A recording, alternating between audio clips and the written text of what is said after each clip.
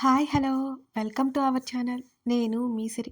ఈరోజు మనం చెప్పుకోబోయే కథ 'వలపు వర్ణం' పార్ట్ 54. ఇప్పుడే మన ఛానల్‌ని చూస్తున్నట్లయితే సబ్స్క్రైబ్ చేసుకోవడం మర్చిపోకండి ఫ్రెండ్స్. ఇక కథలోకి వెళ్దాం. సారీ బావ ఇక అరవను. ఈసారి అరిచావు అంటే ఇక్కడే పడేసిపోతాను వార్నింగ్ ఇచ్చాడు అర్జున్. సరే అంది. ఆమె నడుము పట్టుకుని పైకి లేపాడు. నడుము మీద అతని చేతులు ఒత్తిడికి బిగుసుకుపోయింది ఆకృతి. గట్టిగా కళ్ళు మూసుకుంది. గోడ పట్టుకుని ఎక్కు అతను చిన్నగా చెప్పాడు. కళ్ళు తెరిచి నోట మాట రాక అతని మాటను అనుసరించింది ఆకృతి. పైకి ఎక్కి కూర్చుంది. అర్జున్ మెల్లిగా ఎక్కి ఆమె పక్కన కూర్చుని ఏంటే చూస్తున్నా దిగు అన్నాడు. ఎలా దిగాలి బావా అని అడిగింది. ఇలా అంటూ అర్జున్ కిందకి దిగాడు. మరి నేను దూకే అన్నాడు చేతులతో సైగ చేస్తూ. భయంగా ఉంది బావా కాళ్ళు విరుగుతాయేమో అంది ఆకృతి బెరుగ్గా చూస్తూ. విరిగితే విరిగాయిలే లైఫ్ లాంగ్ నేనే కదా నీతో ఉండేది చూసుకుంటానులే అన్నాడు నవ్వాపుకుంటూ అర్జున్. అతని వైపు కోపంగా చూసింది ఆకృతి. మనం తర్వాత చూసుకుందాం కానీ దూకేవే అన్నాడు చుట్టూ చూస్తూ అర్జున్. తలూపి నన్ను పడకుండా పట్టుకుంటావా మరి అని అడిగింది ఆకృతి. సరే రావే లేట్ అవుతుంది అన్నాడు. బావా నాకు ధైర్యం సరిపోవట్లేదు అంది ఆల్మోస్ట్ ఏడుపు మొహం పెట్టి. ఒక పని చేయి గోడని పట్టుకొని వేలాడుతున్నట్టు కిందకి దిగు నేను పడకుండా నిన్ను పట్టుకుంటాను అన్నాడు అర్జున్. అలాగే వేలాడుతూ దిగింది. సగం దిగ్గానే అర్జున్ ఆమెను కిందకి దించాడు. ఆమెకి అత్యంత చేరువలో ఉన్నాడు అతను. వదులు బావా అంది వణికే స్వరంతో ఆకృతి. ఆమెను వదిలి తల విదిలించుకుని సరేరా ఆమె చేతిని పట్టుకుని లోపలికి వెళ్ళే డోర్ ఏమైనా ఉందేమోనని చూస్తున్నాడు వెనక నుంచి. లక్కీగా డోర్ కనిపించింది అర్జున్కి. కానీ అది లాక్ చేసి ఉంది. ఏం చేయాలో అర్థం కాలేదు. విండో నుంచి లోపలికి చూశాడు. ఖాళీగా ఉన్న హాల్ డిమ్ లైట్ వెలుగుతోంది. ఎలా వెళ్ళాలి అని ఆలోచిస్తున్నాడు అర్జున్. అప్పటికే టైం 1 అయిపోయింది. వివి విండో నుంచి బయటకు చూస్తున్న వివిధని పిలిచాడు విశ్వ. అంది అతని వైపు తిరగకుండానే వివిధ. ఇటు చూడు ఒకసారి అన్నాడు ఆమె వైపే చూస్తూ. కళ్ళు తుడుచుకుని విశ్వ వైపు తిరిగింది వివిధ. వివి ఏమైంది ఆమె ఎందుకు బాధపడుతుందో అర్థమైనా కానీ అలా అడక్క తప్పట్లేదు విశ్వకి. గుండెంత భారంగా ఉంది విస్సు. లైఫ్ లాంగ్ సరిగ్గా బ్రతకల్నా నాకు భయంగా ఉంది అంది వివిధ. వివి ఆందోళనగా వచ్చింది అతని స్వరం. అవును విస్సు ప్రేమ చేసిన గాయం ఎలా మానుతుందో అర్థం కావట్లేదు విస్సు. త్వరగా మర్చిపోతే బావుండు. ఇంకా ఇంకా గుర్తుకొస్తున్నాడు. కన్నీళ్లు దారి అలా ప్రవహిస్తున్నాయి ఆమె కళ్ళ వెంట. ఏం మాట్లాడలేకపోయాడు విశ్వ. ఏం చెప్పాలో అతనికి కూడా తెలియట్లేదు. ఏడవకు అని అనలేకపోతున్నాడు. ఆమె బాధ అతనికి తెలుసు కాబట్టి. ప్రేమలో ఉంటే సంతోషమని తెలుసు. ఆ ప్రేమ గెలిస్తే ఇంకా సంతోషం. అదే ప్రేమ దూరమైతే ఇంత నరకంగా ఉంటుందేంటి విస్సు. విశ్వ భుజంపై తల వాల్చింది. ఆమె తల నిమురుతూ ఉండిపోయాడు విశ్వ. అలాగే విశ్వ భుజంపై వాలి మెల్లిగా నిద్రలోకి జారుకుంది వివిధ. విశ్వ కంట్ల నుంచి కన్నీటి చుక్క వివిధ చేతి మీద పడింది. కొంచెం తల పక్కకు వంచి వివిధ తల మీద ముద్దు పెట్టుకున్నాడు. ఇది తప్పుడు ఉద్దేశంతో కాదు వివి. నీ బాధ చూడలేకపోతున్నాను. ప్లీజ్ వివి నువ్వు ఇలా ఏడుస్తూ ఉంటే చాలా బాధగా ఉంది వివి. అది ఎంతలా ఉందంటే హృదయాన్ని పెకిలిస్తున్నట్టుగా ఉంది అని ఒక చేత వివిధ తల నిమిరి డ్రైవింగ్ మీద దృష్టి పెట్టాడు విశ్వ. ఎన్నెన్నో ఆలోచనల మధ్య. మెంబర్షిప్ తీసుకుని ప్రోత్సహిస్తున్న ప్రతి ఒక్కరికి మనస్ఫూర్తిగా ధన్యవాదాలు తెలుపుకుంటున్నాను. కామెంట్స్ అన్నీ చూస్తున్నాను. రిప్లై ఇవ్వట్లేదని అన్యదా భావించకండి. మీ అభిప్రాయాలను తెలుపగలరు మర్చిపోకుండా. ఇక కథలోకి వెళ్దాం. అర్జున్కి డోర్ ఓపెన్ ఎటు చేసి ఉందో కనిపించలేదు. అన్ని డోర్స్ లోపల నుంచి బయట నుంచో లాక్ చేసి ఉన్నాయి. షిట్ అన్నాడు. ఏమైంది బావా అని అడిగింది. అన్ని డోర్స్ లాక్ చేసి ఉన్నాయి. మనం లోపలికి వెళ్ళాలంటే చాలా కష్టం అన్నాడు. బావా ఒక ఐడియా అంది మెరిసే కళ్ళతో ఆకృతి. ఏంటది ఆమె వైపు చూశాడు అర్జున్. అదిగో దీనితో ట్రై చేయి హెయిర్ పిన్ తీసిచ్చింది ఆకృతి. ఎలా కనిపిస్తున్నానా నీకు దొంగలా కనిపిస్తున్నానా అయినా హెయిర్ పిన్తో ఎలా వస్తాయే సినిమా ట్రయల్స్ పనికిరావిక్కడ అన్నాడు అర్జున్. మరి ఎలా అంది నీరసంగా. నేను ఫ్రంట్ సైడ్ చూసొస్తా. నేను వస్తా అంది ఆకృతి. ఇద్దరు ముందు పక్కకి వచ్చారు. ఏదైనా లోపలికి వెళ్ళే దారి ఉందేమోనని చూశారు. వీళ్ళ అదృష్టం బాగుండి ఒక విండో ఓపెన్ చేసి ఉంది. అది చూడగానే రిలాక్స్ అయ్యాడు అర్జున్. ఆకృతి అటు చూడు, పైకి ఎక్కి లోపలికి దూకేస్తే సరి అన్నాడు అర్జున్. అస్తమానం దూకుడు వద్దు బావా, బిక్కమొహం వేసింది ఆకృతి. అప్పుడే వాచ్మెన్ లేచి నిలబడ్డంతో మొక్కల వెనుక ఆకృతితో సహా దాక్కుని ష్ అంటూ ఆమె నోటి మీద చేయి పెట్టాడు అర్జున్. చల్లటి వాతావరణం.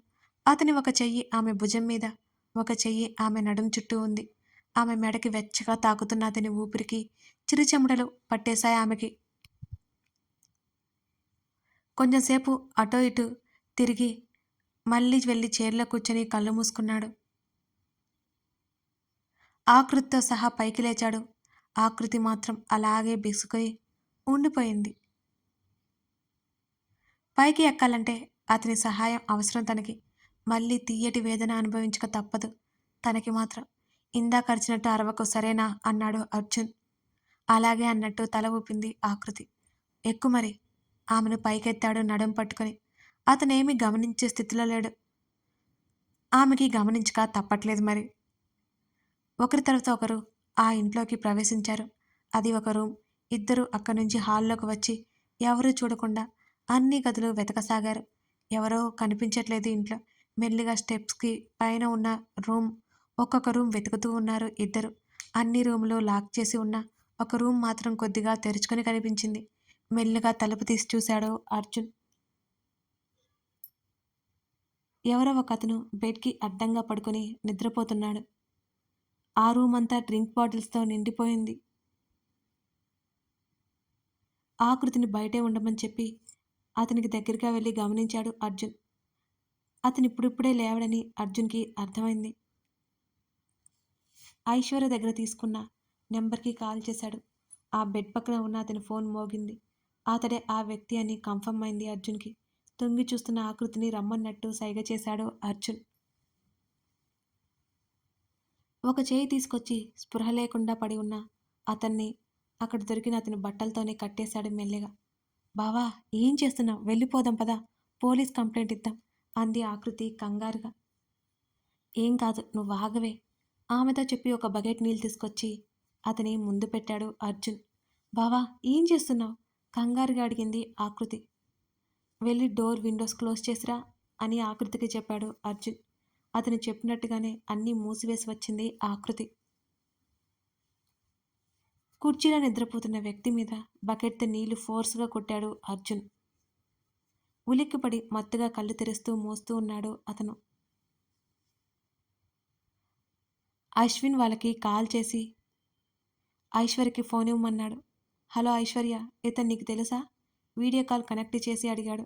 ఐశ్వర్య అతన్నే ఆశ్చర్యంగా చూస్తోంది. ఏమైంది ఐశ్వర్య? కదిపారంతా. అతను అతను నేను పెళ్లి చేసుకోబోయే వ్యక్తి. ఐశ్వర్య చెప్పగానే అందరికీ చాలా ఆశ్చర్యం వేసింది. ఫోన్ ఆకృతి చేతికిచ్చి ఇంకో బకెట్ వాటర్ తెచ్చి అతని మీద కొట్టాడు అర్జున్. ఈసారి అతని నిద్రమత్తు పూర్తిగా వదిలిపోయింది. ఎదురుగా ఉన్న అర్జున్ని చూసి అర్థం కాక చేతులు విడిపించుకోవడానికి చూసినా అవి రాక కోపంగా అర్జున్ని చూస్తూ, ఎవరు నువ్వు? నా ఇంట్లో ఎందుకున్నావు అని అడిగాడు ఆ వ్యక్తి. ఇది నాకు వచ్చనరా. ఎవర్రా నువ్వు? ఎందుకిలా చేస్తున్నావు? ఐశ్వర్యని చూపించాడు అర్జున్. తన బండారం మొత్తం బయటపడిపోయిందని అర్థమైంది ఆ వ్యక్తికి. ఐశ్వర్య చూసే చూపులకి తల కిందకి దించుకున్నాడు. అంతకుముందు విషయం తెలుసుకోవడంతో ఐశ్వర్య దగ్గర ఫోన్ తీసుకుని, ఎందుకురా నా పేరుతో ఐశ్వర్యని హింసించావు అని అడిగాడు అశ్విన్ కోపంగా. ఆ వ్యక్తి ఇంకా మౌనంగా ఉండడంతో నీ పేరేంటి అని అడిగాడు అర్జున్. చెప్పలేదతను. కిషోర్ అంది ఐశ్వర్య. రే కిషోర్, మర్యాదగా చెప్తావా లేదా మళ్ళీ అడిగాడు అర్జున్. అర్జున్ నాలుగు తగిలించాడు. కోపడాల్సింది నువ్వు కాదు నేను. నాతో పెళ్లి చూపులు పెట్టుకుని త్వరలో నిశ్చితార్థం పెట్టుకుని నీతో తిరుగుతుంటే కోపం రాదా? నువ్వు దానికి ప్రపోజ్ చేయడం, అది నీకు నో చెప్పింది. ఇష్టం లేదేమో అనుకున్నా. నువ్వు వెళ్ళిపోయాక ఏడుస్తూ కూర్చుంది. అర్థమైంది నువ్వంటే దానికి ప్రేమని. నీ వైపు టర్న్ అవ్వకుండా నీ పేరుతో టార్చర్ చేశా. ఇక నీ జన్మలో నీ ముఖం చూడదనుకున్నాను. ఈలోపే తెలిసిపోయింది అని కిషోర్ కోపంగా చూశాడు అర్జున్ని. ఛీ, మనిషివేనా నువ్వు అసలు? నీ వల్ల అశ్విన్ని అపార్థం చేసుకున్నాను. ఇప్పుడు చెబుతున్నాను విను. ఇప్పటి వరకు అశ్విన్‌తో కూడా చెప్పలేదు ఈ మాట. అశ్విన్ అంటే నాకు ప్రాణం. ఇంకో విషయం తెలుసుకో. నీతో పెళ్లి నాకు ఇష్టం లేదు. మా అమ్మానాన్నలకు కూడా విషయం చెప్పేశాను. వాళ్ళు సరే అన్నారు అని చీదరింపుగా చూస్తూ అంది ఐశ్వర్య. ఏయ్! ఏం మాట్లాడుతున్నావు? అని అరిచాడు కిషోర్ చాలా కోపంగా. ఐశ్వర్య, నేను అర్థమయ్యేలా చెప్తానులే. వీణ్ణేం చేయమంటావు? అని అడిగాడు అర్జున్. అతనొక ఫ్రాడ్ అని నాకు తెలియదు. లైఫ్‌లో చూడకూడదు. మీరు త్వరగా వచ్చేయండి అన్నయ్య.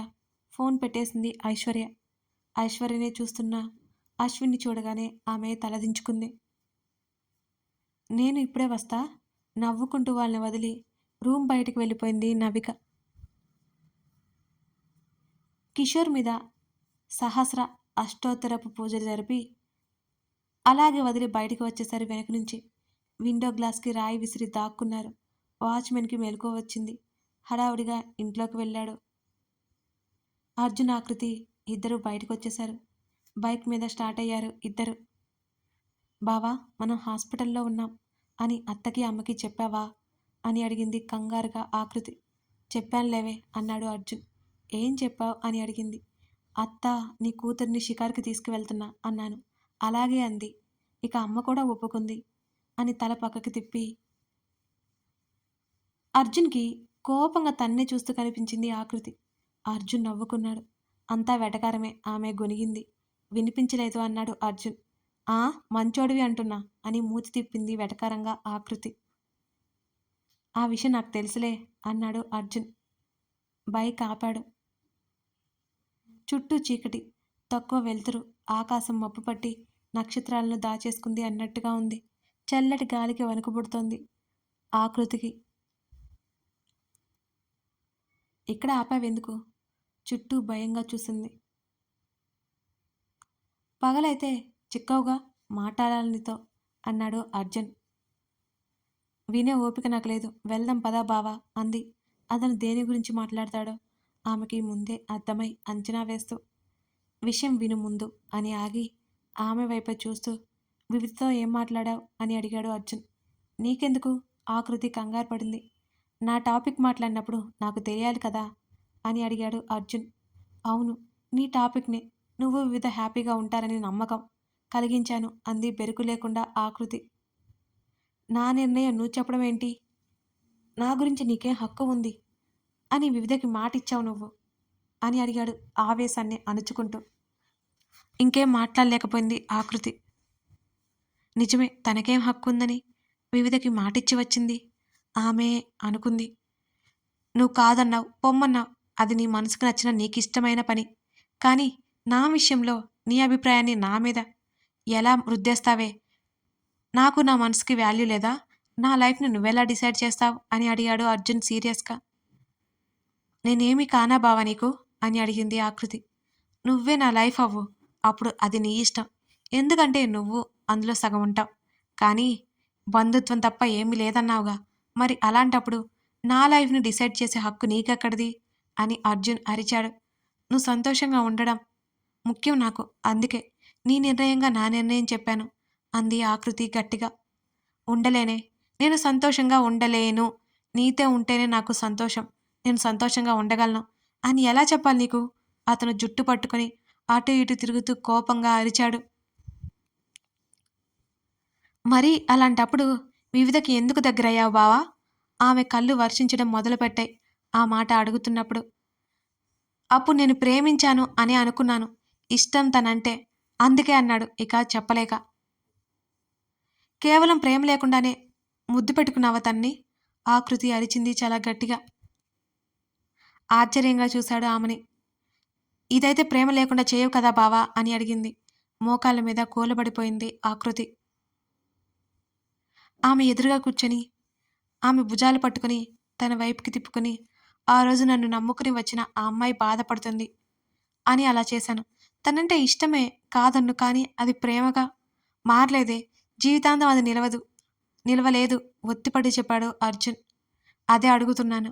మరి నిన్ను నమ్మి వచ్చిన అమ్మాయికి అన్యాయం ఇప్పుడెందుకు చేస్తున్నావు బావా? ఎలా చేస్తావు అని అడిగింది ఆకృతి. ఒకసారి చెప్తే అర్థం కాదా? నా మనసులో తను లేదు. ఏదో బంధం అయితే ఉంది మా మధ్య. కానీ అది కలిసి ఉండడం శాశ్వతం కాదు. తను నాతో ఉంటే తన గురించి ఆలోచన ఉంటుంది. దూరంగా ఉంటే రాదు నాకు. తన ఆలోచనే ఉండదు. వాటిల్లో నువ్వుంటావు. నాకే తెలియకుండా ఎక్కేశావు. నిన్ను తలుచుకుంటూ తనతో సంతోషంగా ఉండలేను నేను. ముఖ్యంగా తనని సంతోషపెట్టలేను. అది ఇంకా తనకి పెద్ద అన్యాయం అవుతుంది అని. అర్థమైందా? ఆమెను ఊపేశాడు అర్జున్ అరిచేస్తూ. అదంతా నాకు తెలియదు బావా. నేను వేరే వాళ్ళ స్థానంలో ఉండి సంతోషపడలేను అంది తలదించుకుని ఏడుస్తూ ఆకృతి. వివిధ స్థానంలో నువ్వుకు రావట్లేదే. వివిధనే నీ స్థానంలోకి వచ్చింది. ఇది నీకు అర్థం కావట్లేదు అనగానే తల ఎత్తి చూసింది అతన్ని. మళ్ళీ అతనే. నేను కాల్ చేసేది వివిధ అని తెలుసుకుని అడిగితే చెప్పింది తను. అంటే తనకప్పుడే చెప్పే ఉద్దేశం లేదు. కానీ ఇక చెప్పదు. చెప్పక తప్పలేదు. అలా జరిగి ఉండకపోతే నేను కాకపోయినా నాకు మనసు నిన్ను గుర్తించేది. జీరబోయిన గొంతుతో అన్నాడు అర్జున్. నీకు తెలుసా?